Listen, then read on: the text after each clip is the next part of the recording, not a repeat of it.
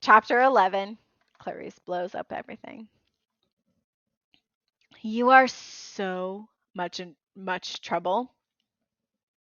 Sorry, you are in so much trouble, Clarice said. We just finished a ship tour we didn't want, through dark rooms overcrowded with dead sailors. We'd seen the coal bunker, the boilers, and engine, which huffed and groaned like it would explode any minute.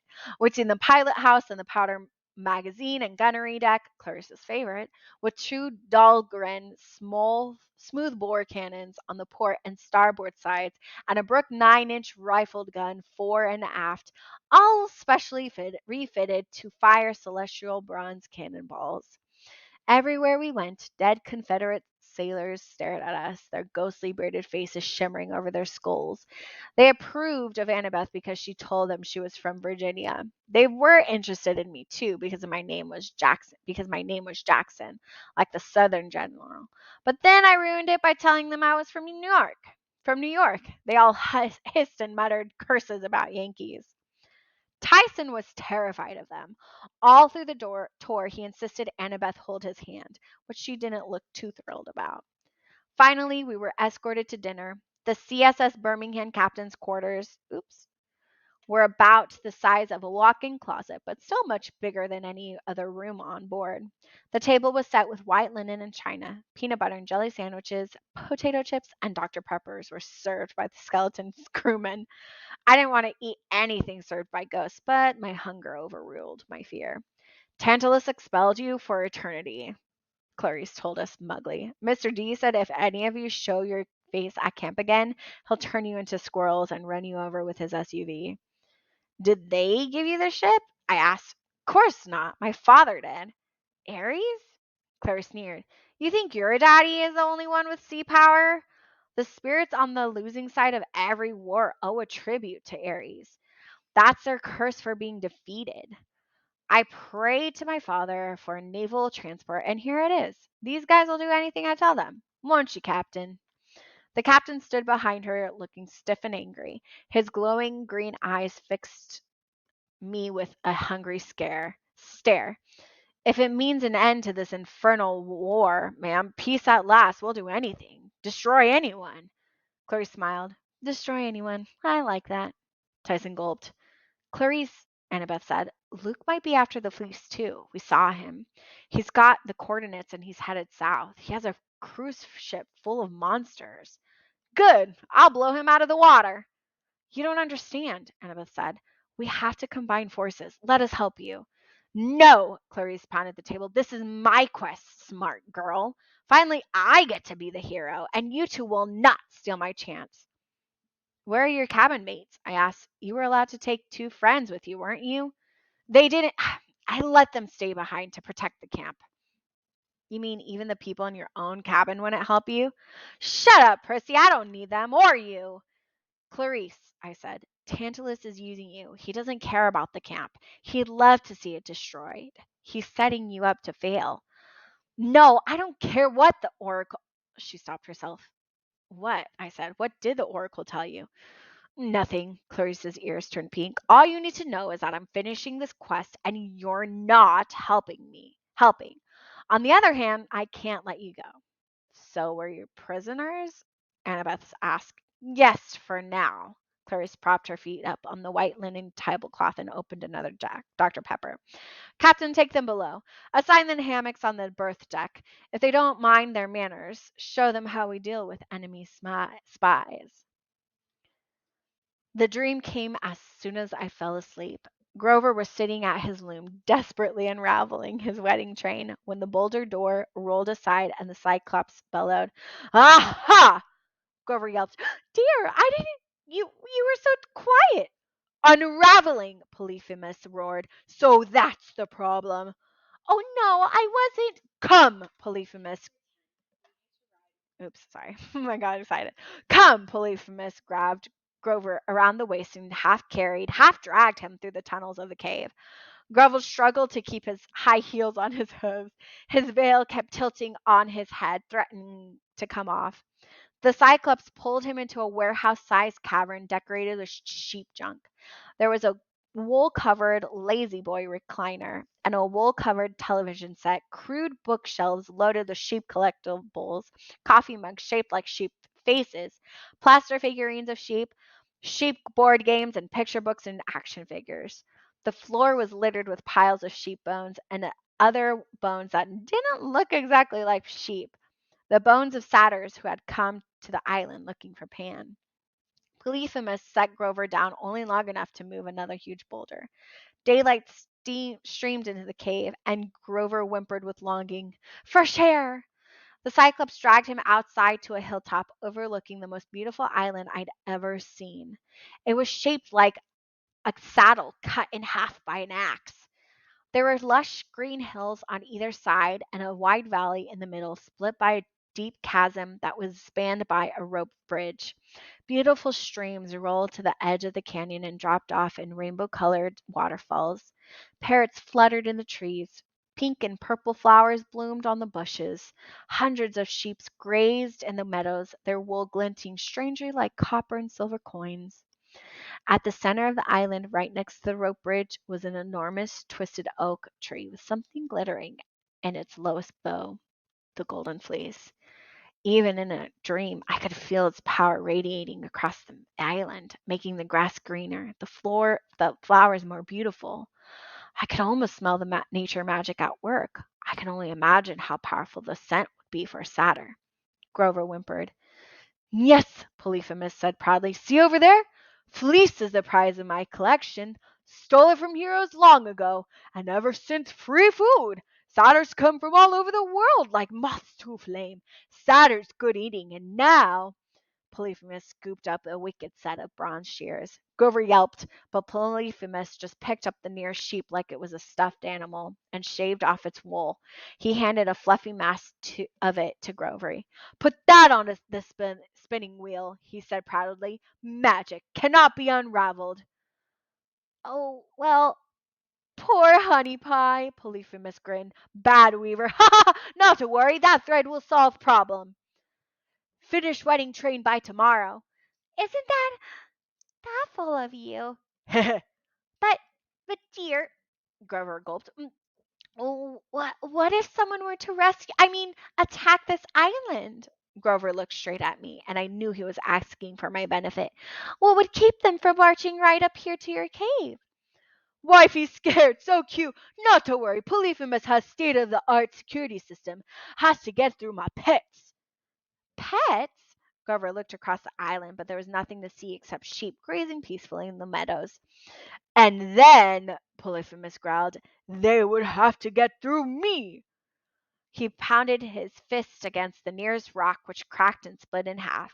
Now come, he shouted, back to the cave. Grover looked about ready to cry so close to freedom, but so hopelessly far. Tears welled in his eyes as the boulder door rolled shut, sealing him once again in the stinky torch-lit dankness of the Cyclops' cave. I woke to alarm bells ringing throughout the ship, the captain's gravely voice, all hands on deck, find Lady Clarice, where is that girl? Then his ghostly face appeared above me. Get up, Yankee, your friends are already above. We're approaching the entrance. The entrance to what? He gave me a skeleton smile. The Sea of Monsters, of course. I stuffed a few of my belongings that had survived the Hydra into a sailor's canvas knapsack and slung it over my shoulder. I had a sneaking suspicion that one way or another I would not be spending another night aboard the CSS Birmingham.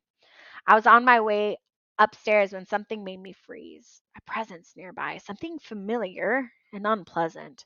For no particular reason, I felt like picking a fight. I wanted to punch a dead Confederate. The last time I'd felt like that kind of anger. Instead of going up, I crept to the edge of the ventilation grate and peered down into the boiler deck. Clarice was standing right below me, talking to an image that shimmered in the steam from the boilers. A muscular man in black leather biker clothes with a military haircut, red-tinted sunglasses, and a knife strapped to his side. My fist clenched. It was my least favorite Olympian, Ares, the god of war. I don't want excuses, little girl, he growled. Yes, father, Clarice mumbled. You don't want to see me mad, do you? No, father. No, father, Ares mimic. You're pathetic. I should have let one of my sons take this quest. I'll succeed, Clarice promised, her voice trembling. I'll make you proud. You better, he warned. You asked me for this quest, girl. If you let that slimeball Jackson kid steal it from you. But the oracle said, I don't care what it said, Arios bellowed with such force that his image shimmered. You will succeed, and if you don't, he raised his fist.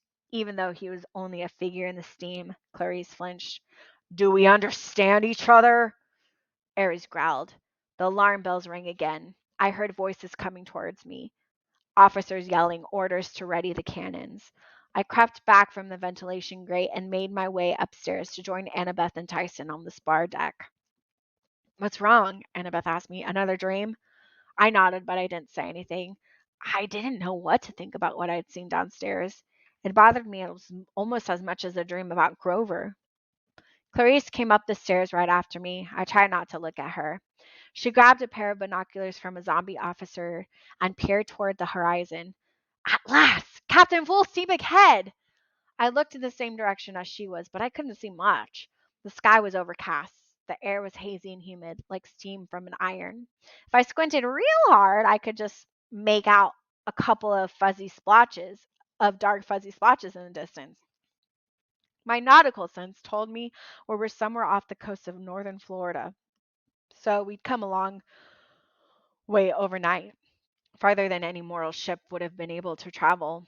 The engine groaned as we increased speed. Tyson muttered nervously, Too much strain on the piston, not meant for deep water. I wasn't sure how he knew that, but it made me nervous. After a few more minutes, the dark splotches ahead of us came into focus. To the north, a huge mass of rock rose out of the sea, an island with cliffs at least 100 feet tall. About a mile south of that, the other patch of darkness was a storm brewing. The sky and sea boiled together in a roaring mass. Hurricane? Annabeth asked. No, Clarice said. Cher- Charybdis. Hmm. No, Clarice said. Charybdis. Annabeth paled. Are you crazy? Only way to the Sea of Monsters, straight between Charybdis and her sister Skyla. Clarice pointed to the top of the cliffs, and I got the feeling something lived up there that I did not want to meet. What do you mean the only way? I asked. The sea is wide open. Just sail around them. Clarice rolled her eyes. Don't you know anything? If I try to sail around them, they would just appear in my path again. If you want to get into the Sea of Monsters, you have to sail through them. What about the clashing rocks? Annabeth said. That's another gateway. Jason used it. I can't blow apart rocks with my cannons, Clarice said. Monsters, on the other hand. You are crazy. Watch and learn, wise girl. Clarice turned to the captain. Set course for Charybdis. Aye, milady. The engine groaned, the iron plating rattled, and the ship began to pick up speed. Clarice, I said, Charybdis sucks up the sea. Isn't that the story? And spits it back out again, yeah. What about Skyla? She lives in a cave up on the cliffs. If we get too close, her snaky heads will come down and start plucking sailors off the ship. Choose Sky Choose Skyla then, I said. Everybody goes below deck and we chug right past. No, Clarice insisted. If Skyla doesn't get her easy meat, she might pick up the whole ship. But besides, she's too high to make a good target. My cannons can't shoot straight up. Charybdis just sits there at the center of her whirlwind. We're going to steam straight toward her, train our guns on her, and blow her to Tardis. She said it with such real relish, I almost wanted to believe her. The engine hummed. The boilers were heating up so much I could feel the deck getting warm beneath my feet. The smokestacks billowed. The red Ares flag whipped in the wind. As we got closer to the monsters, the sound of Charybdis got louder and louder, a horrible wet roar like Galaxy's biggest toilet being flushed. Every time Charybdis inhaled, the ship shuddered and lurched forward. Every time she exhaled, we rose in the water and were buffeted by 10-foot waves. I tried to time the whirlpool. As near as I could get, it took Charybdis about 3 minutes to suck up and destroy everything within a half-mile radius. To avoid her, we would have to skirt right next to Skyla's cliffs. And as bad as Skyla might be, those cliffs were looking awfully good to me. Undead sailors calmly went about their business on the spar deck. I guess they'd fought a lot losing cause before, so this didn't bother them. Or maybe they didn't care about getting destroyed because they were already deceased. Neither thought made me feel any better. Annabeth stood next to me, gripping the rail. You still have your thermos full of wind? I nodded. But it's too dangerous to use with a whirlpool like that. More wind might just make things worse. What about controlling the water? She asked. You're Poseidon's son. You've done it before. She was right. I closed my eyes and tried to calm the sea, but I couldn't concentrate. Charybdis was too loud and powerful. The waves wouldn't respond. I can't, I said miserably. We need a backup plan, Annabeth said. This isn't going to work. Annabeth is right, Tyson said. Engine's no good. What do you mean? She said. Pressures. Pistons need fixing. Before he could explain, the cosmic toilet flushed with a mighty roar. The ship lurched forward and was thrown to the deck. We were in the whirlpool. Full reverse! Clarice screamed above the noise. The sea churned around us, waves crashing over the deck. The iron plating was now so hot it steamed. Get us within firing range! Make ready, starboard cannons! Dead Confederates rushed back and forth. The propeller grinded into reverse, trying to slow the ship, but we kept sliding toward the center of the vortex. A zombie sailor burst out of the hold and ran to Clarice. His gray uniform was smoking. His beard was on fire. Boiler room overheating, ma'am. She's going to blow. We'll get down there and fix it. Can't, the sailors yelled. We're vaporizing in the heat. Clarice pounded the side of the casement. All I need is a few more minutes, just enough to get into range. We're going in too fast, the captain said grimly. Prepare yourself for death. No, Tyson bellowed. I can fix it. Clarice looked at him incredulously. You? He's a Cyclops, Annabeth said. He's immune to fire, and he knows mechanics. Go! Yelled Clarice. Tyson, no! I grabbed his arm. It's too dangerous. He patted my hand. Only way, brother. His expression was determined, confident even. I'd never seen him look like this before. I will fix it. Be right back. As I watched him follow the smoldering sailor down the hatch, I had a terrible feeling. I wanted to run after him, but the ship lurched again. And then I saw Charybdis. She appeared only a few yards away through a swirl of mist and smoke and water. The first thing I noticed was the reef, a black crag of coral with a fig tree clinging to the top, an oddly peaceful thing in the middle of a maelstrom. All around it, water curved into a funnel, like light around a black hole. Then I saw the horrible thing anchored to the reef just below the waterline. An enormous mouth with slimy lips and mossy teeth the size of rowboats. And worse, the teeth had braces, bands of corroded, scummy metal with pieces of fish and driftwood and floating garbage stuck between them. Charybdis was an orthodontist nightmare. She was nothing but a huge black maw with bad teeth alignment and a serious overbite, and she'd done nothing for centuries but eat without brushing after meals. As I watched, the entire sea around her was sucked into the void, sharks, schools of fish, a giant squid, and I realized that in a second, the CSS Birmingham would be next. Clarice, Lady Clarice, the captain shouted. Starboard and forward guns are in range. Fire, Clarice ordered. 3 rounds were blasted into the monster's maw. One blew off the edge of an incisor. Another disappeared into her gullet. The third hit one on Charybdis. Charybdis. Oh my god. Charybdis's retaining bands and shot back at us, snapping the Ares flag off its pole. Again, Clarice ordered. The gunners reloaded, but I knew it was hopeless. We would have to pound the monster 100 more times to do any real damage, and we didn't have that long. We were being sucked in too fast. Then the vibrations in the deck changed. The hum of the engine got stronger and steadier. The ship shuddered, and we started pulling away from the mouth. Tyson did it, Annabeth said. Wait, Clarice said. We need to stay close. We'll die, I said. We have to move away. I gripped the rail as the ship fought against the suction. The broke Ares flag raced past us and lodged in Charybdis's braces. We weren't making much progress, but at least we were holding on our own. Tyson had somehow given us just enough juice to keep the ship from being sucked in. Suddenly, the mouth snapped shut. The sea died to absolute calm. Water rushed over Charybdis. Then, just as quickly as it had closed, the mouth exploded open, spitting out a wall of water, ejecting everything inedible, including our cannonballs, one of which slammed into the side of the CSS Birmingham with a ding like the bell on a carnival game.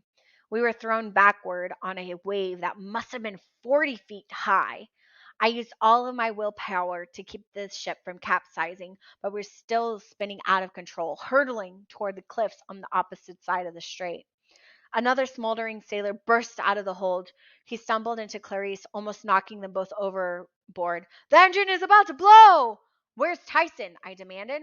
Still down there, the sailor said, holding it together somehow, though I don't know how much longer. For how much longer? The captain said. We have to abandon the ship. No, Clarice yelled. We have no choice, milady. The hull is already cracking apart. She can't. He never finished the sentence. Quick as lightning, something brown and green shot from the sky, snatched up the captain, and lifted him away. All that was left were his leather boots. Sky, Skyla! A sailor yelled as another column of reptilian flesh shot from the cliffs and snapped him up. It happened so fast. It was like watching a laser beam rather than a monster. I couldn't even make out the thing's face, just a flash of teeth and scales.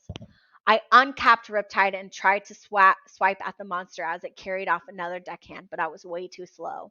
Everyone get below, I yelled. We can't, Clarice drew her own sword. Below deck is in flames. Lifeboats, Annabeth said. Quick! They'll never get clear of the cliffs, Clarice said. We'll all be eaten. We have to try. Percy, the thermos.